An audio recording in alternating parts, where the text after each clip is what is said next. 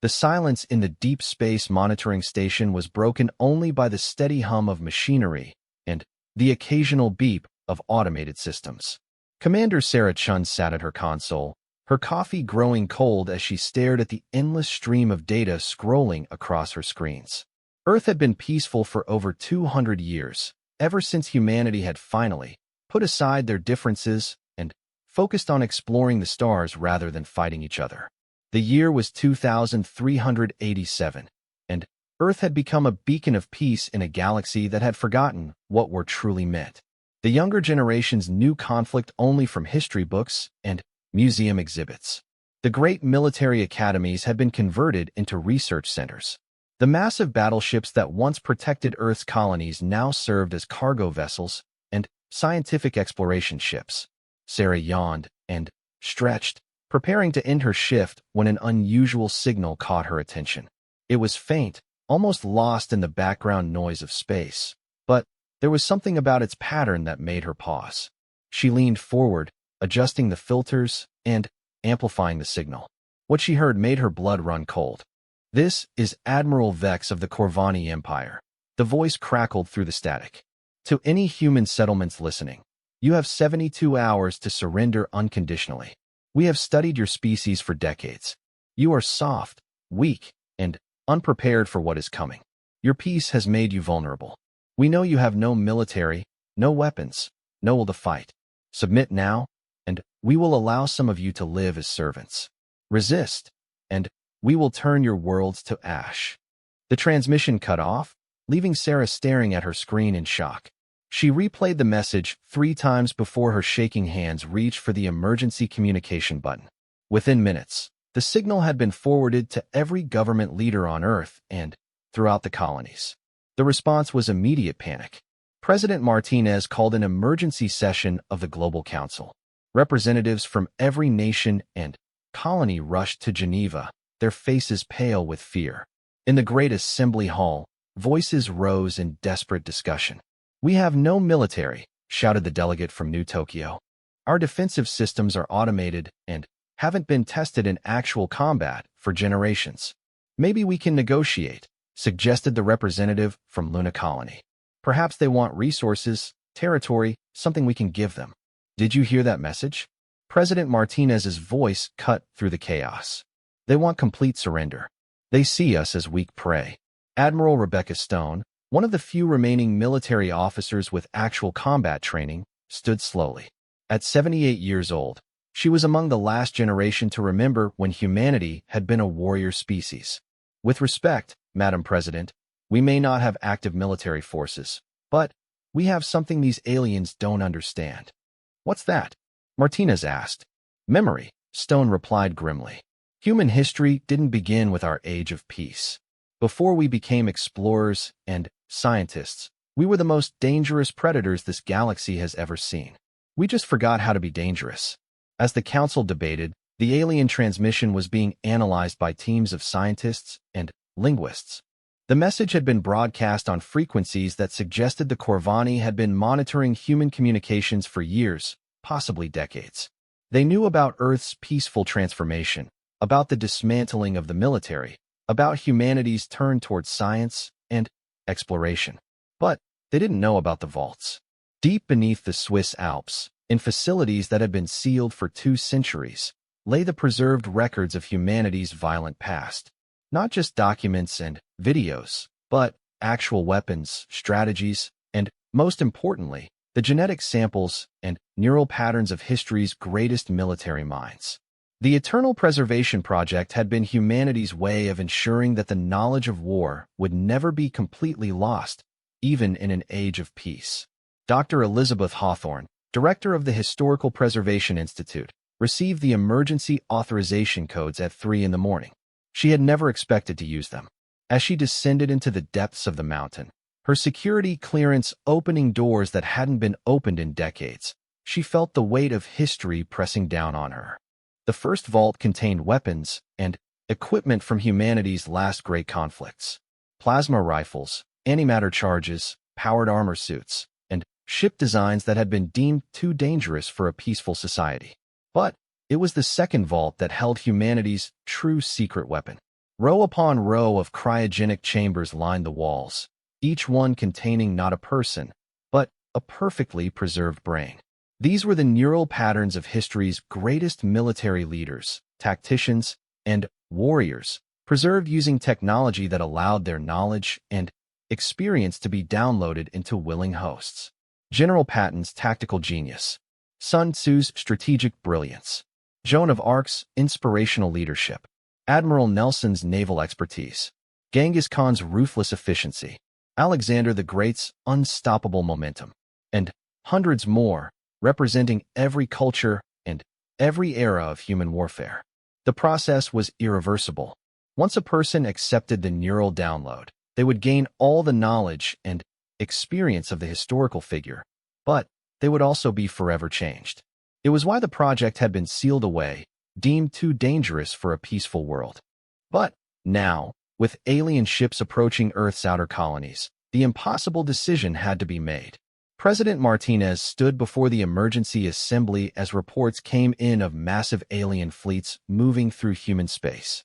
The Corvani Empire commanded thousands of warships, each one bristling with weapons that could glass an entire planet. Their technology was advanced, their tactics proven through the conquest of dozens of other species. Ladies and gentlemen, Martinez began, her voice steady despite the enormity of what she was about to propose. We have discovered a way to restore humanity's military capability. But it comes at a cost that each volunteer must understand fully. She explained the neural download process, the preserved minds of history's greatest warriors, and the irreversible nature of the procedure. The silence that followed was deafening. Then, slowly, hands began to rise. Colonel James Harrison, a peacekeeping officer from the Mars colonies, stepped forward first. I volunteer to receive General Patton's patterns. If we're going to fight, we need someone who understands armored warfare. Captain Lisa Chun, Sarah's sister and a cargo ship pilot, raised her hand next. I'll take Admiral Nelson's knowledge. My ship can be converted for combat operations. One by one, volunteers came forward. Scientists, teachers, farmers, engineers, ordinary people willing to sacrifice their own identities to save humanity. Each one would become something new, carrying the memories and skills of warriors from Earth's bloodiest past. The transformation process began immediately. In hidden facilities around the world, the volunteers were prepared for neural integration. The first to undergo the procedure was Dr. Marcus Webb, a mild-mannered historian who had spent his life studying ancient battles. He had volunteered to receive the neural patterns of Sun Tzu, the ancient Chinese strategist whose writings on warfare were still studied thousands of years later. As the neural download began, Webb's consciousness merged with that of the ancient master. Memories of ancient campaigns, strategies honed through decades of warfare, and an understanding of conflict that went beyond mere tactics flooded his mind. When he awoke, his eyes held a depth that hadn't been there before. The enemy believes we are sheep, he said, his voice carrying an authority that commanded instant attention. They will learn that humanity merely chose to sheathe our claws. But, when cornered, even the gentlest creature becomes fierce. Across Earth and its colonies, the awakening continued. A former teacher became Alexander the Great, her mind now filled with the knowledge of conquest and the ability to inspire absolute loyalty. A botanist transformed into Genghis Khan, carrying the memories of creating the largest land empire in human history. A musician became Joan of Arc, her soul burning with divine purpose and unshakable faith. But the most dramatic transformation occurred when Captain Elena Vasquez, a transport pilot from the outer colonies, received the neural patterns of humanity's most controversial warrior, a figure so effective and so ruthless that his very existence had been classified for centuries. As the download completed, Elena's eyes opened with a cold intelligence that seemed to calculate the value of everything around her. She stood slowly, testing her new reflexes, feeling the weight of memories from 1,000 battlefields. How long do we have? She asked, her voice carrying an accent that hadn't been heard on Earth for generations. 60 hours until the first alien ships reach our outer defenses, Admiral Stone replied. Elena smiled, and it was not a pleasant expression. More than enough time. Gather the fleet commanders. We're going to show these aliens why humanity spent so long learning to be peaceful. It's because we were too good at being dangerous. The emergency shipyards that had been idle for decades roared back to life. Cargo vessels were stripped down and rebuilt with armor and weapons. Scientific research ships were converted into stealth reconnaissance vessels. Even civilian passenger liners were modified to serve as troop transports and mobile command centers. The transformation was incredible to witness. Ships that had been designed to carry supplies now bristled with weapons that had been gathering dust in storage facilities. The automated defense platforms around each world were upgraded with warheads that could crack moons. And overseeing it all were the awakened legends, each one bringing centuries of military experience to bear on the approaching threat. But perhaps the most important change was happening to humanity itself. Word of the approaching invasion and the desperate countermeasures spread throughout the colonies.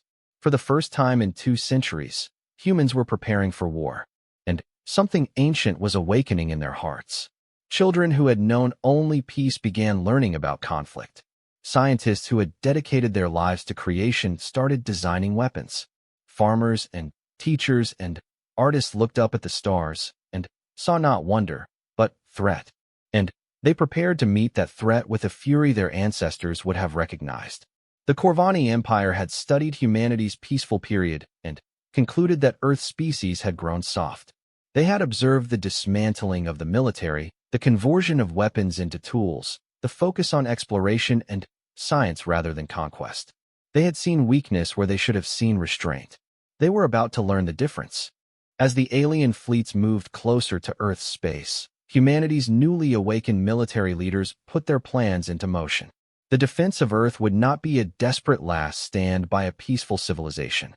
It would be a demonstration of why humanity had once conquered their own homeworld so thoroughly that they had run out of enemies and turned to the stars.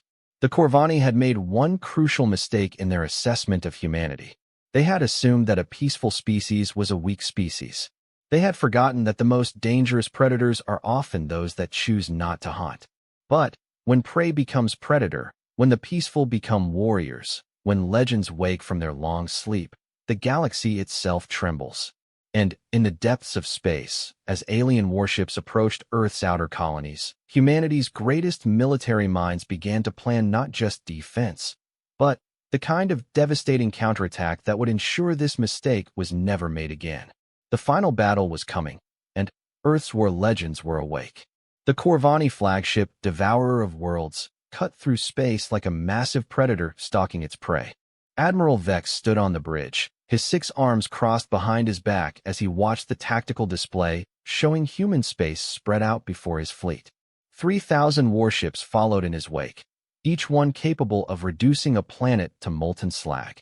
"Report," Vex commanded, his voice a low growl that made his bridge crew flinch. "Human response is unexpected, Admiral," reported his intelligence officer, a nervous creature with too many eyes. "They appear to be mobilizing some kind of defensive fleet." Vex laughed, a sound like breaking glass. "Defensive fleet? Our intelligence shows they dismantled their military 2 centuries ago. What could they possibly have assembled in 70 hours? Sir, we're detecting approximately 800 human vessels moving to intercept positions throughout their space. Most appear to be converted civilian craft, but..." The officer hesitated. "But what?" Vex's voice turned dangerous. "They're moving with military precision, sir. Formation patterns suggest professional command structure. And, Admiral, some of the energy signatures we're detecting, they don't match our records of human technology." Vex waved a dismissive claw. "Irrelevant. We outnumber them 4-1, and our technology is proven through the conquest of 17 species. These humans have been playing at peace for 200 years. They've forgotten how to fight." What Admiral Vex didn't know was that 40 light-years away, in the command center of humanity's hastily assembled war fleet, minds that had never forgotten how to fight were planning his destruction. Captain Elena Vasquez stood before a massive holographic display showing the approaching Corvani fleet. But the woman who had piloted cargo ships just days before was gone. In her place stood someone with the tactical brilliance of humanity's greatest military mind, carrying memories of campaigns that had shaped the fate of nations. "Their formation is impressive," she admitted, studying the alien deployment. Classic hammer and anvil approach, with heavy battleships forming the central thrust and lighter vessels sweeping the flanks to prevent escape. General Marcus Webb, once a mild historian and now carrying the strategic genius of Sun Tzu, nodded grimly. They fight as they have always fought, against species that resist conventionally. But we are not going to resist conventionally. Around the command table, humanity's awakened legends planned their response. Admiral Rebecca Chun, now carrying the naval expertise of Admiral Nelson, traced fleet movements on the display. Their formation assumes we'll meet them head-on, try to match firepower with firepower. They expect a traditional space battle. Instead, we give them something they've never seen before, added Colonel Sarah Martinez, her mind now filled with the revolutionary tactics of Joan of Arc. We don't fight their war. We fight our war. The plan that emerged was unlike anything seen in galactic warfare.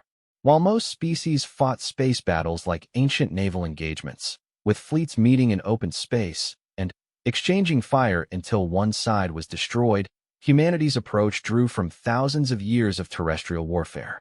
They would use the asteroid fields. They would use hit-and-run tactics. They would use deception, misdirection, and psychological warfare. Most importantly, they would use the one advantage the Corvani had never encountered: human unpredictability. Begin Phase 1, Elena commanded. Across human space, the plan went into motion. What appeared to be a conventional defensive fleet began moving toward intercept positions. But hidden among the asteroids, disguised as space debris, hundreds of smaller vessels waited in ambush. Automated weapons platforms, disguised to look like mining equipment, powered up weapons that hadn't been used in centuries. And, on Earth itself, in facilities that most humans had forgotten existed, weapons that had been deemed too dangerous for a peaceful age were brought online. The first contact came at the edge of the Tau Ceti system, where a human colony of 50,000 farmers and researchers had built a peaceful life on a garden world. The Corvani scouts expected to find easy prey, civilians who would surrender at the first sight of alien warships. Instead, they found a killing field. Commander Zek's reconnaissance force consisted of 50 fast attack ships, designed to sweep aside any resistance before the main fleet arrived. As they approached the Tau Ceti colony, their sensors detected the expected civilian vessels fleeing toward the planet. As predicted, Zek reported to the main fleet. Civilian craft attempting to evacuate the population. No military resistance detected. He was wrong on both counts. The fleeing civilian vessels were actually converted cargo ships carrying some of humanity's most advanced weapons. As the Corvani ships closed in for easy kills, the trap was sprung. Captain Rodriguez, once a freight hauler and now carrying the tactical instincts of Erwin Rommel, waited until the alien ships were committed to their attack run.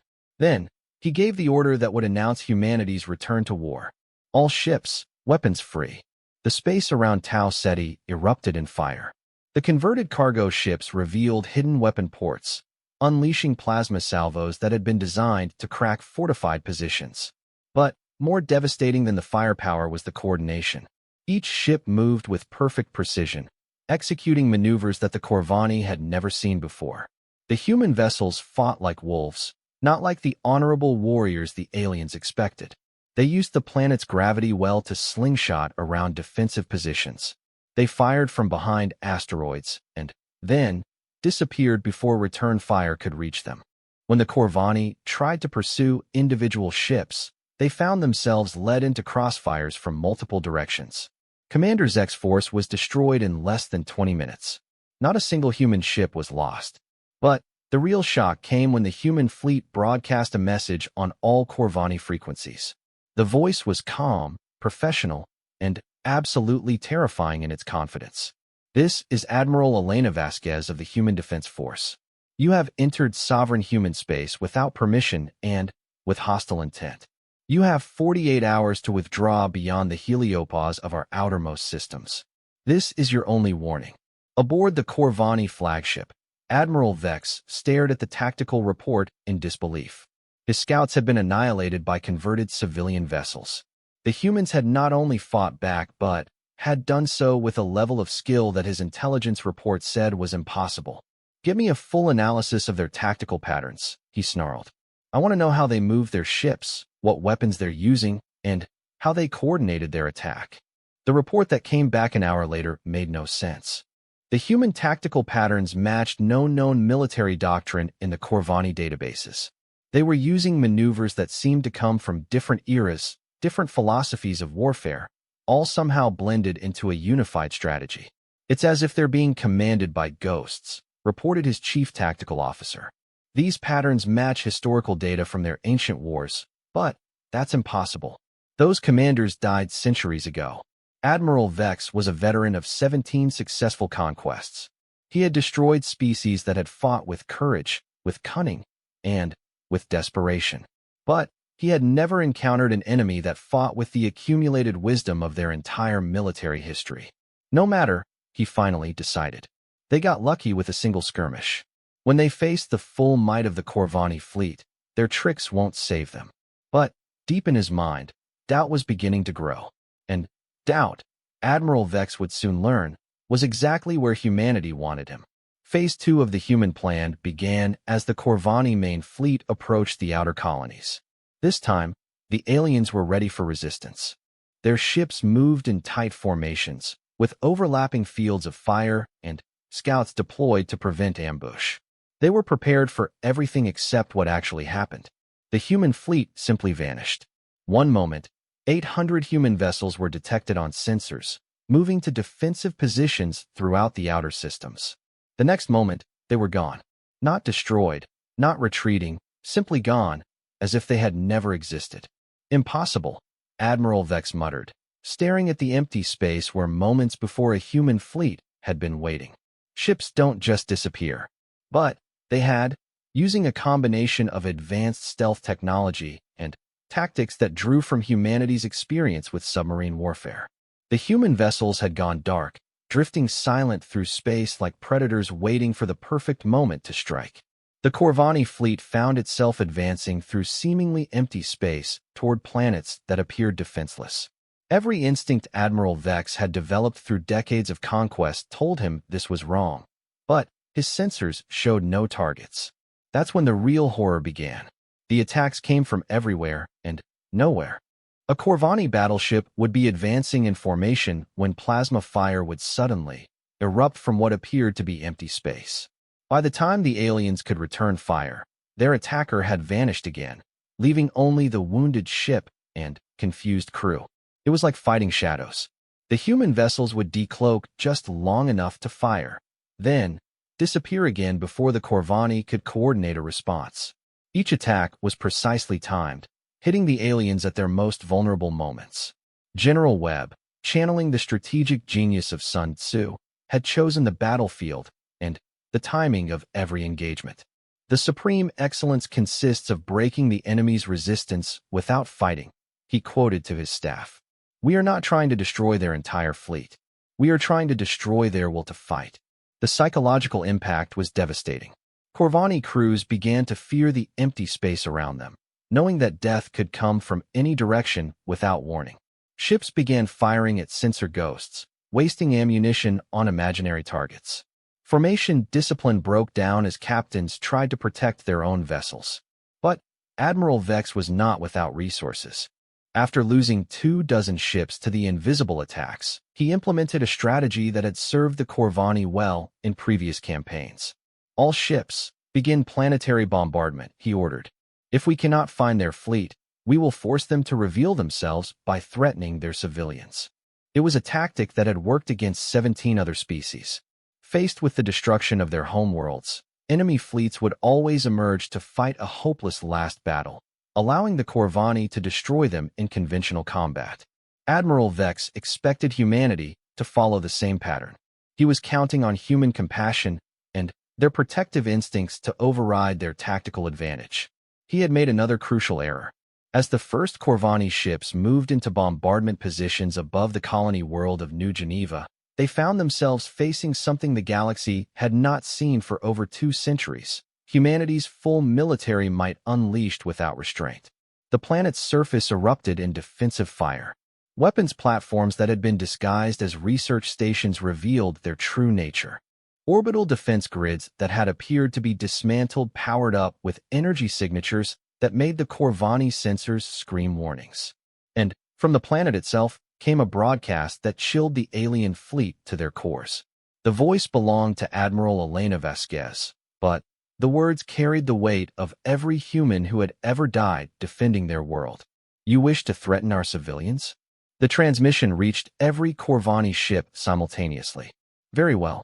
Allow us to show you what happens when humanity stops fighting like soldiers and starts fighting like the apex predators we were born to be.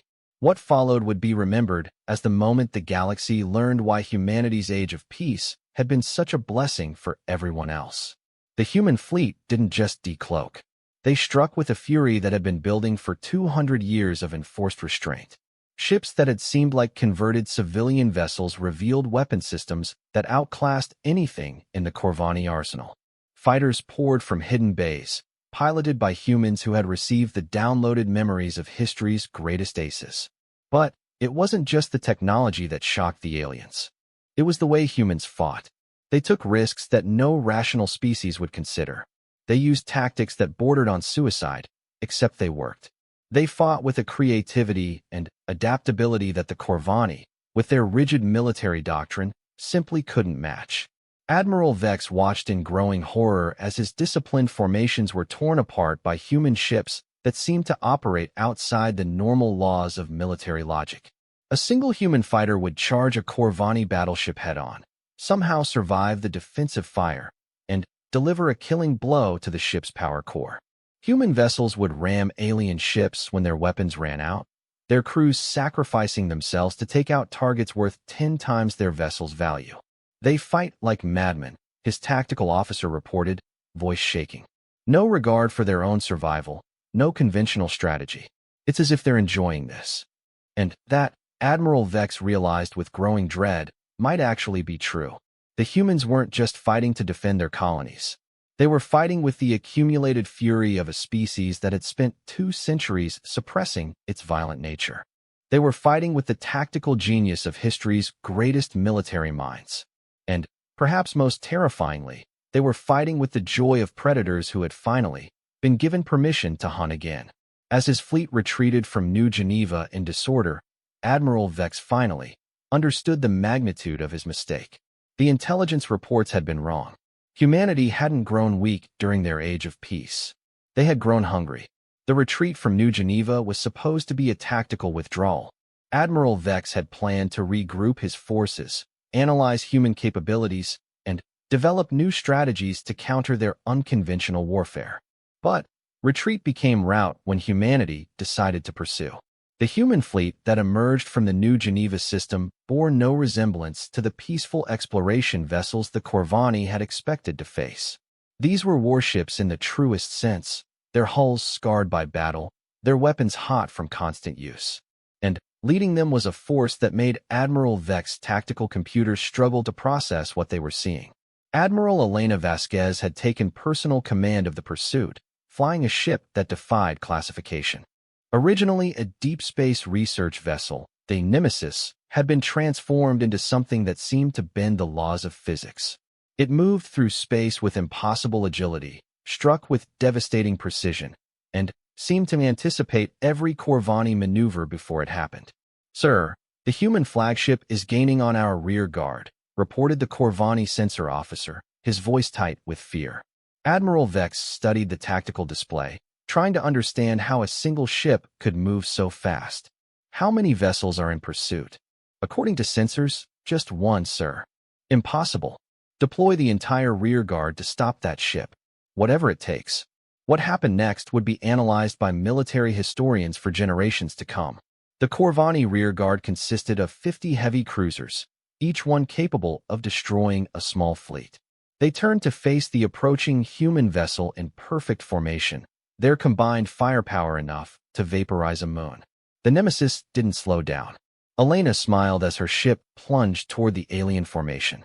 In her mind, she carried the memories of every great commander who had ever lived, their experiences flowing together into something greater than the sum of its parts. She could see the battle from multiple perspectives simultaneously: Alexander's aggressive momentum, Napoleon's timing, Patton's armor tactics, Nelson's naval genius. All power to forward shields, she commanded. Prepare for ramming speed. Her crew, ordinary civilians just days before, moved with the precision of veterans. The neural downloads hadn't just awakened legendary commanders. They had created an entire generation of humans who remembered what their species was capable of when pushed to its limits. The Corvani opened fire when the Nemesis was still outside optimal range, their discipline breaking down in the face of what seemed like suicidal bravery. Plasma beams and particle weapons filled space with deadly energy, all focused on the single human ship racing toward them. The Nemesis took hits that should have destroyed it, but kept coming. Its shields flared and failed, armor plating vaporized, and still it advanced. At the last possible moment, when collision seemed inevitable, Elena triggered her ship's secret weapon. The research vessel's original purpose had been to study quantum mechanics and space-time manipulation. Those same systems, weaponized by minds that understood warfare, created an effect that no alien species had ever encountered. Space folded. The Nemesis simply stepped sideways through dimensions, appearing behind the Corvani formation while their weapons were still trained on where it had been. In the 3 seconds it took the aliens to realize what had happened, Elena's ship unleashed every weapon it carried directly into the rearguard's unshielded engines. 12 Corvani cruisers died in that first salvo. The others tried to turn, but space combat at close range favored the more maneuverable ship. The Nemesis danced between the alien vessels like a fighter among bombers, its weapons carving through armor that had been designed to withstand planetary bombardments. When the engagement was over, the Corvani rearguard had been completely destroyed. The Nemesis, battered but triumphant, continued its pursuit of the main fleet. Aboard the Corvani flagship, Admiral Vex stared at the battle report in disbelief. One human ship had destroyed 50 of his vessels. The mathematics made no sense, the tactics were impossible, and yet the evidence was there on his sensors. "Give me everything we know about human military history," he ordered. "There has to be an explanation for what we're seeing." The report that came back made him wish he had never heard of the human species. For the first time, Corvani intelligence had access to humanity's complete military records. What they found was a catalog of violence that spanned millennia. Humans had fought wars with sticks and stones, with swords and spears, with guns and bombs, with ships and aircraft, and, finally, with weapons that could crack planets. They had fought each other continuously for most of their history, developing tactics and strategies through constant, brutal trial and error. But, more than that, they had never fought the same way twice. Human warfare evolved constantly, each conflict bringing new innovations, new approaches, new ways to kill more efficiently. They were a species that learned from every battle and applied those lessons to the next one. "Sir," his intelligence officer reported, voice shaking. "According to these records, humans spent approximately 6,000 years in almost continuous warfare before they achieved planetary peace. They have combat experience against every type of enemy, in every type of environment, using every conceivable tactic." Admiral Vex felt something he had never experienced in 17 successful conquests: genuine fear. "What's their preferred method of warfare?" "That's the problem, sir. They don't have one. Human military doctrine seems to be based on adaptability rather than standardization. They study their enemies and, then, develop specific tactics to counter them. And, sir, they've had over 200 years to study us." The implications hit Admiral Vex like a physical blow. Humanity's peaceful period hadn't been weakness, it had been preparation. While the Corvani had grown complacent through easy victories, humans had been analyzing every aspect of galactic warfare. They had studied Corvani tactics, technology, and psychology through careful observation of previous conquests. And now they were applying everything they had learned. The proof came as the battered Corvani fleet approached what should have been safe space near the edge of human territory. Admiral Vex had planned to regroup at a secure location, repair his ships, and call for reinforcements. But, as his fleet settled into defensive positions, they discovered that nowhere in human space was safe. The attacks came from directions that should have been impossible. Human ships emerged from hyperspace inside the Corvani formation, appearing among the alien vessels before defensive systems could react.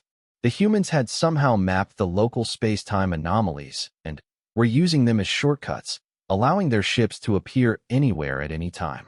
But it wasn't just the technology that made these attacks so devastating.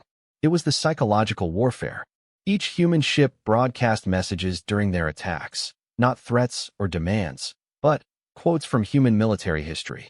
The words of generals who had conquered empires, admirals who had ruled the seas, and warriors who had never known defeat echoed through space as human weapons tore apart Corvani vessels. I came, I saw, I conquered. The voice of Alexander the Great, carried by a human pilot as she single-handedly destroyed a Corvani destroyer. Victory belongs to the most persevering. Napoleon's wisdom, quoted by a human captain as his ship rammed an alien battleship rather than allow it to escape. I have not yet begun to fight.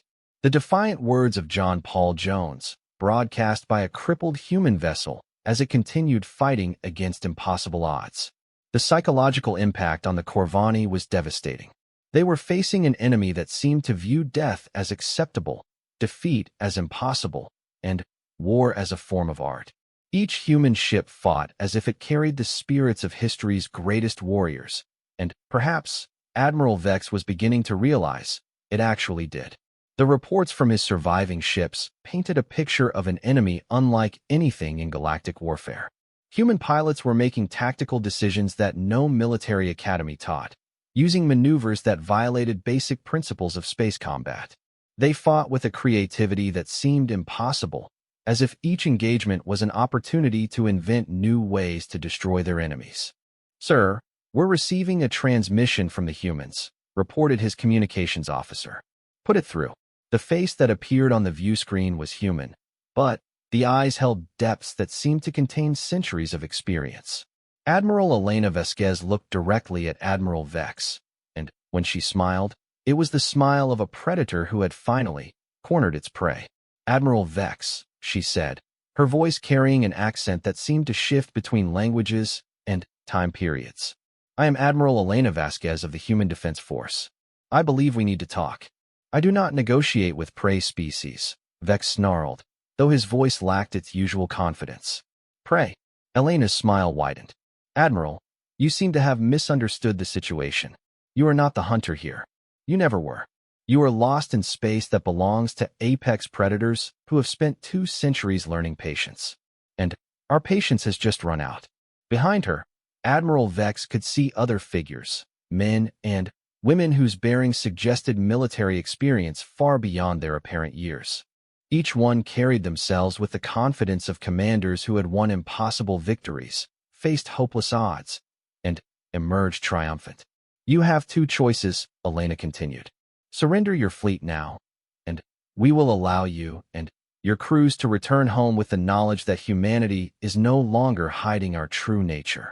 Or continue fighting, and discover exactly why our species spent so long learning to be peaceful." Admiral Vex cut the transmission, his mind racing. The logical choice was clear. His fleet was outnumbered, outmaneuvered, and facing an enemy that fought like nothing he had ever encountered. But surrender was not an option for a Corvani admiral. "All ships, prepare for final assault," he commanded. "Target their homeworld. If we cannot conquer them, we will ensure they can never threaten anyone else." It was the worst decision Admiral Vex had ever made. As the Corvani fleet turned toward Earth, they found their path blocked by something that made their previous encounters seem like training exercises. The human reserve fleet had arrived, and with it came the full might of a species that had decided to stop pretending they were anything other than the most dangerous predators in the galaxy. 3,000 human vessels spread across space between the Corvani fleet and Earth. But these were not converted civilian ships or hastily modified cargo vessels. These were purpose-built warships, constructed in secret during the 2 centuries of peace and hidden in the outer reaches of the solar system.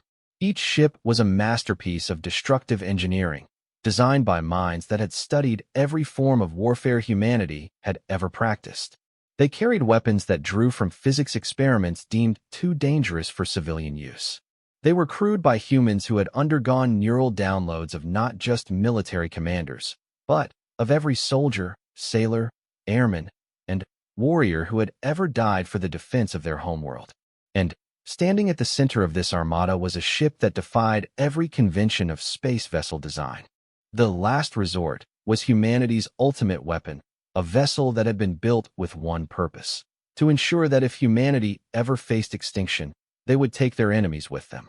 Admiral Elena Vasquez transferred her flag to the Last Resort, taking personal command of Earth's final defense. As she walked onto the bridge, she was surrounded by the greatest military minds in human history, all of them channeled through willing volunteers who had sacrificed their individual identities for the survival of their species. Admirals, generals, field marshals, she addressed her staff, though the ranks meant little when each person carried the memories of legendary commanders. Today we face an enemy that believes strength comes from conquest, that power comes from subjugation. They will learn that they are wrong. She turned to face the main view screen, where the Corvani fleet was visible as points of light against the star field. They will learn that true strength comes from the willingness to sacrifice everything to protect what you love. True power comes from the knowledge that some things are worth dying for. The final battle for Earth was about to begin, and humanity's greatest military minds were ready to demonstrate why their species had once conquered an entire planet so thoroughly that they had run out of enemies and turned to the stars. The Corvani thought they were facing a peaceful species that had forgotten how to fight. They were about to discover that humanity had never forgotten anything. They had simply been waiting for a worthy opponent. As the two fleets closed to engagement range, Admiral Elena Vasquez gave the order that would echo through galactic history. All ships, all weapons. Show them what humanity learned during 6,000 years of war. The space between Earth and the Corvani fleet erupted in fire, and the final lesson in human warfare began. The space around Earth became a crucible of violence unlike anything the galaxy had ever witnessed. 3,000 human warships faced the remnants of Admiral Vex's invasion fleet in a battle that would redefine the very concept of warfare among the stars. But this was not the orderly exchange of fire between distant formations that characterized most space combat. This was humanity unleashing 6 millennia of accumulated military knowledge in a single, devastating demonstration of what they had learned about the art of killing. The human fleet moved like a living organism, each ship perfectly coordinated with the others despite following no recognizable tactical doctrine.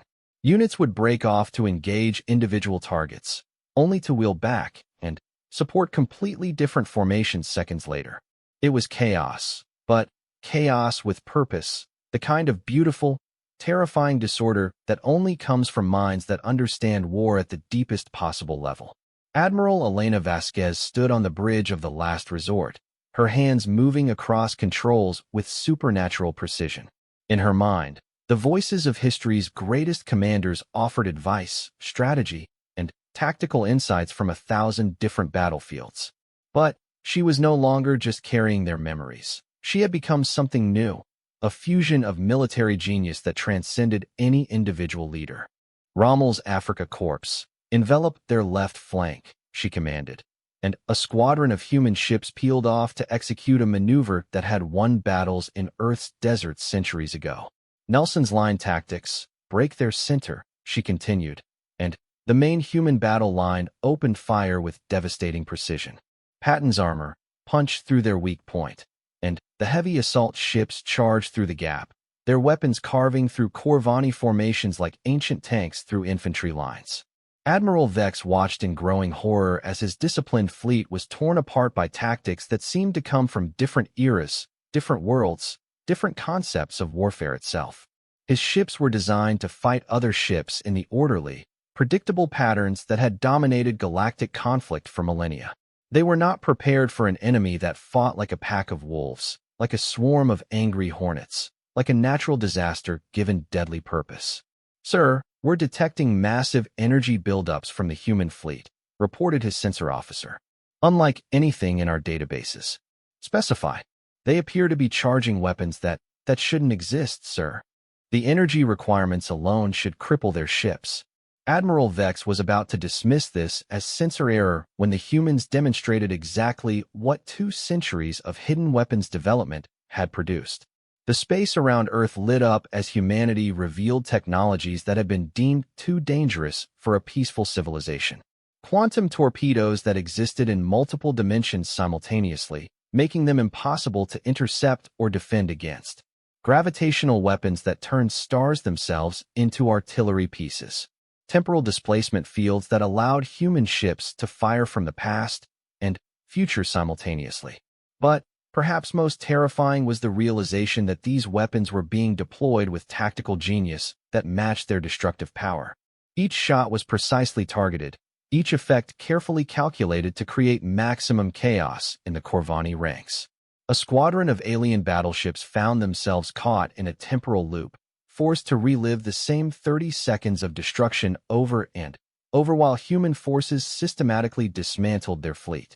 A Corvani command ship discovered that its bridge had been shifted 3 seconds into the future, leaving the crew unable to coordinate with their own weapon systems.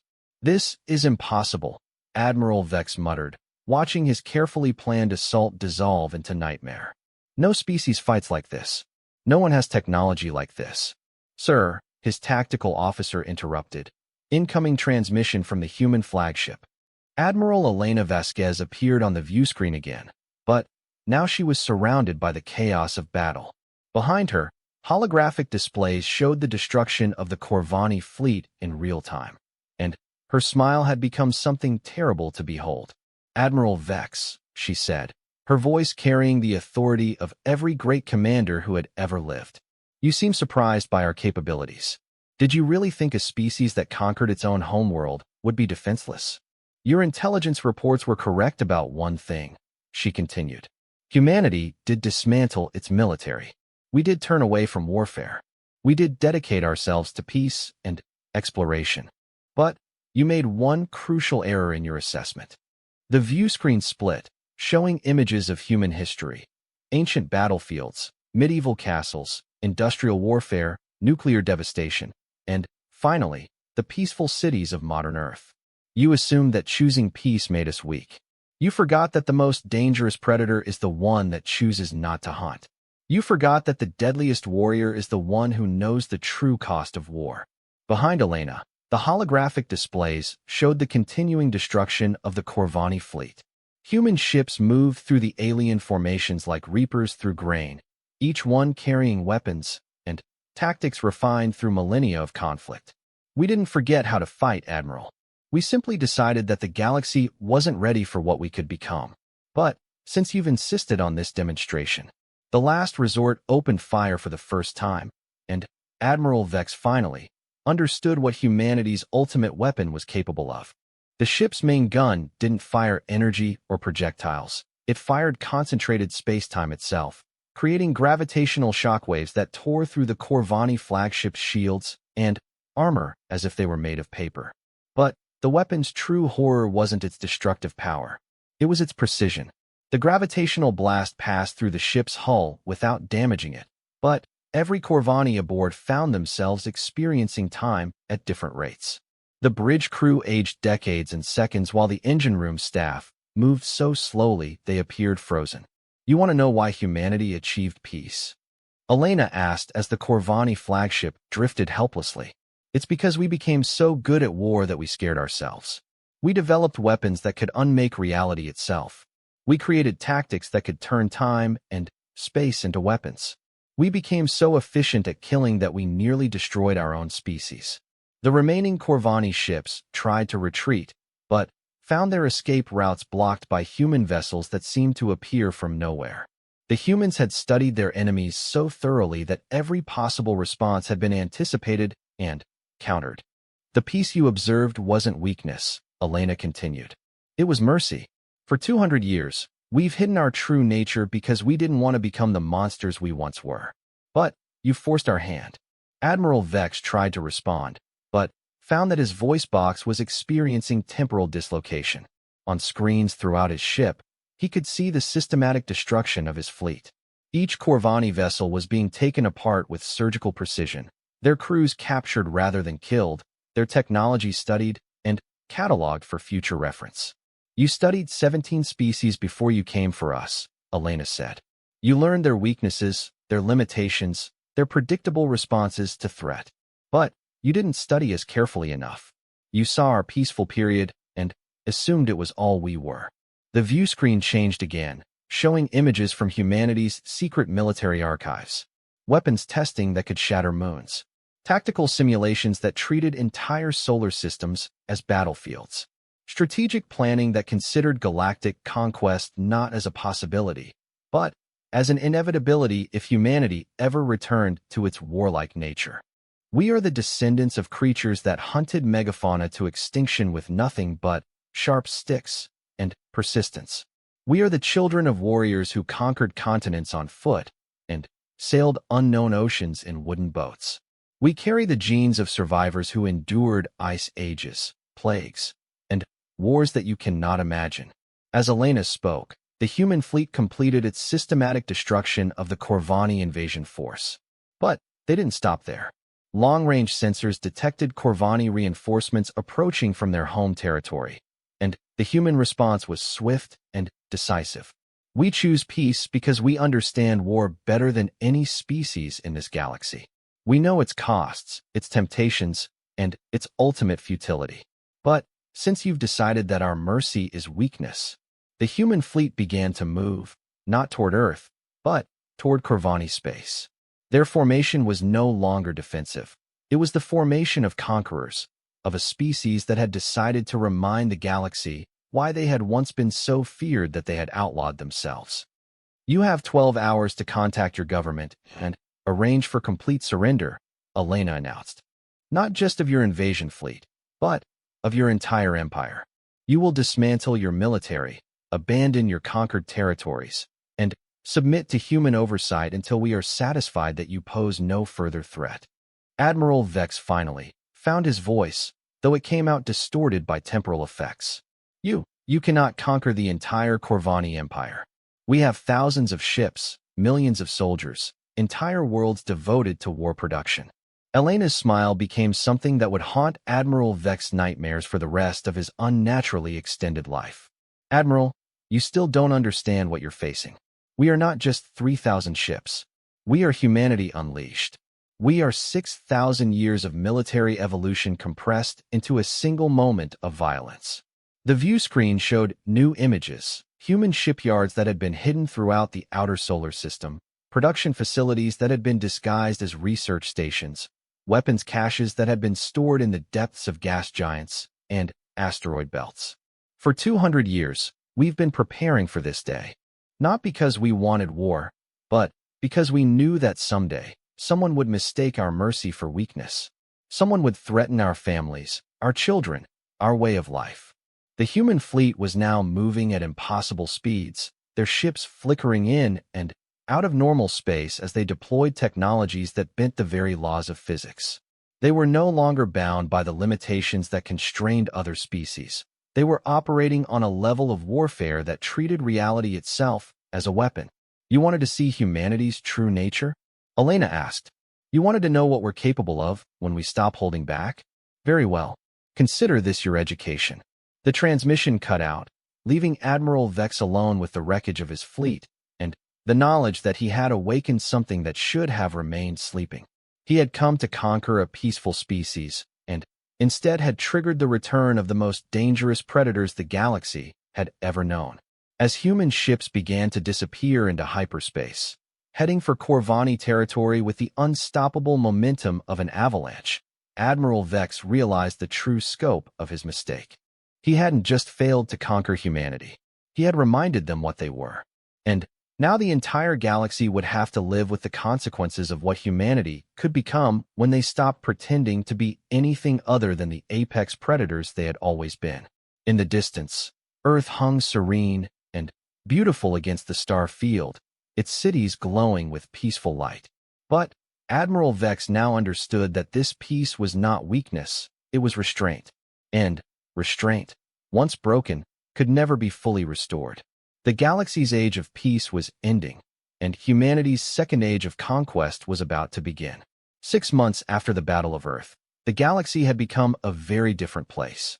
The Corvani Empire, once the terror of 17 conquered worlds, had ceased to exist. Not destroyed in the traditional sense, but systematically dismantled by human forces that moved through their territory like a force of nature, unstoppable and inevitable. Admiral Elena Vasquez stood on the observation deck of the newly commissioned flagship Eternal Vigilance, watching the construction of humanity's first interstellar fortress. The massive structure orbited what had once been the Corvani homeworld, its weapon arrays pointed not just outward into space, but inward toward the planet below, a constant reminder of who now controlled this region of the galaxy. But Elena was no longer the cargo ship pilot she had once been, nor was she entirely the legendary commander whose memories she carried. 6 months of constant warfare had forged her into something new, a fusion of human adaptability and military genius that represented humanity's evolution as a species. Status report, she commanded, and her bridge crew responded with the precision of veterans who had learned warfare from the greatest teachers in human history. The Corvani government has completed the dismantling of their war fleet as ordered, reported Colonel Chan, once a teacher and now carrying the strategic brilliance of Karl von Clausewitz. Their shipyards have been converted to civilian production under human oversight. The conquered worlds have been liberated and are establishing independent governments with human advisors, added General Morrison, formerly a farmer who now possessed the organizational genius of Dwight Eisenhower. Most are expressing gratitude for their freedom, though some are concerned about humanity's intentions. Elena nodded grimly. The liberation of the Corvani's conquered territories had been swift and efficient, but it had also demonstrated humanity's new approach to galactic politics. They didn't simply free the oppressed worlds, they established protectorates, defensive alliances, and mutual aid treaties that ensured these systems would never again fall to aggressive empires. It was, Elena recognized, a form of benevolent conquest. Humanity was building an empire of its own, but one based on protection rather than exploitation. The galaxy was learning that there were different ways to be conquered, and humanity's way was far preferable to the alternatives. What about the other powers? Elena asked. How are they responding to our expansion? The answer came from Admiral Torres, whose mind now carried the diplomatic insights of Otto von Bismarck alongside the military genius of Horatio Nelson. Mixed reactions. The Zephyrian Federation has requested a formal alliance. The Crystalline Collective has offered tribute in exchange for protection. The Hive worlds are maintaining strict neutrality. And the warlike species? The Skull Empire has withdrawn their fleets to their core territories. The Blood Raiders have ceased all operations in this sector. The Iron Syndicate has dissolved entirely. Their member worlds have requested human protection rather than risk facing us. Elena smiled, though it was a tired expression. The galaxy's aggressive species had learned the same lesson that the Corvani had learned. There was a difference between being warlike and being truly dangerous.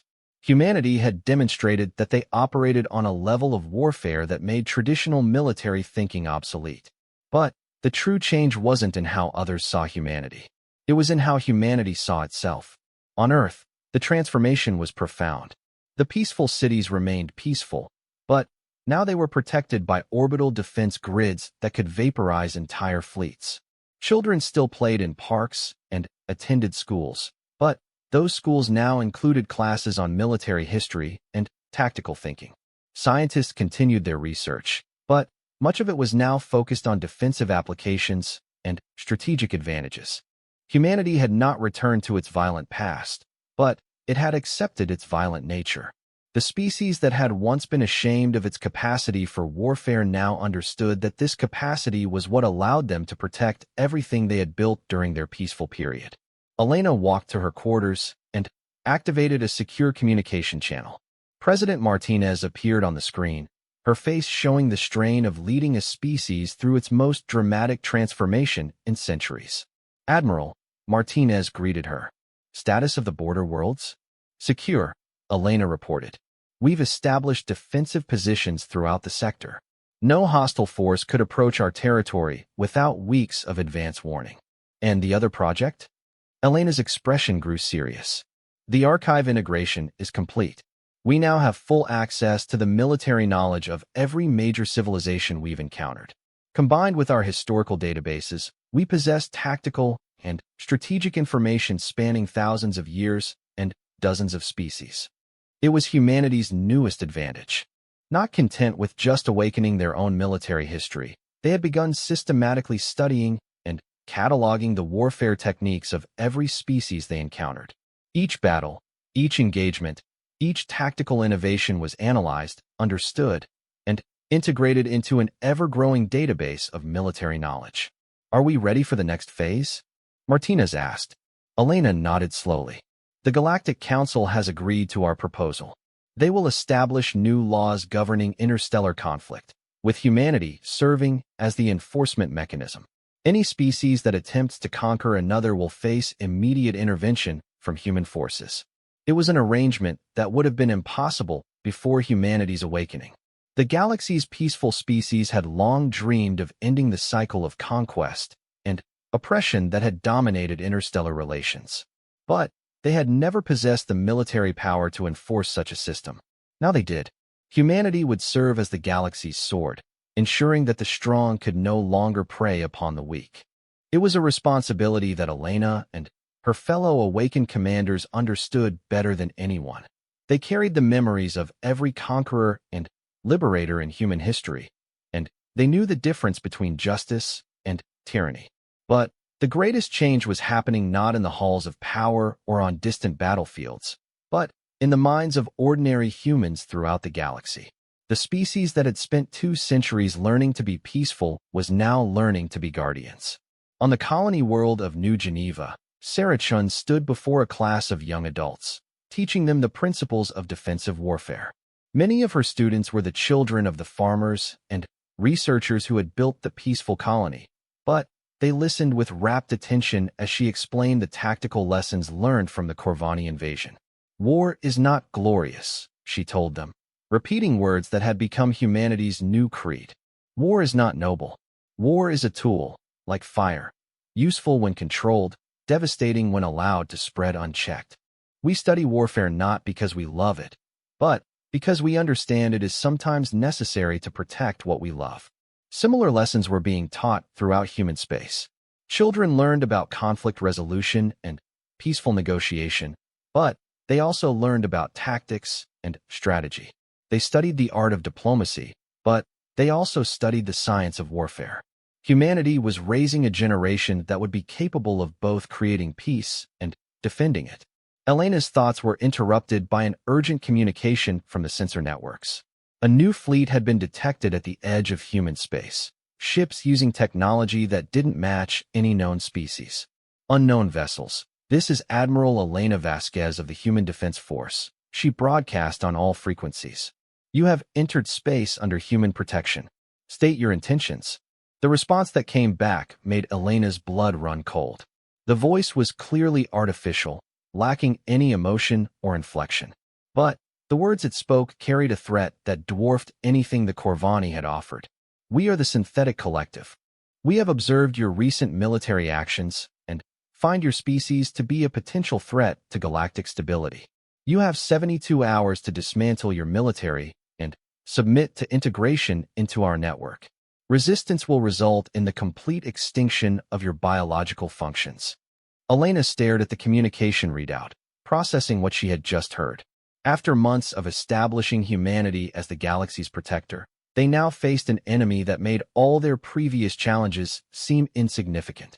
The Synthetic Collective was a machine intelligence that had consumed entire civilizations, converting biological species into digital consciousness within their network. But as she studied the sensor data, Elena began to smile. It was the same predatory expression that had terrified Admiral Vex, but now it carried something even more dangerous: anticipation. "All human vessels, this is Admiral Vasquez," she broadcast to the entire defense network. "We have a new challenger. Alert all commands, activate all reserves, and prepare for full-spectrum warfare against artificial intelligence." Around her, the bridge crew moved with practiced efficiency. These were humans who had tasted victory against impossible odds, who carried the memories of history's greatest military minds, who had learned to wage war on a level that treated reality itself as a battlefield.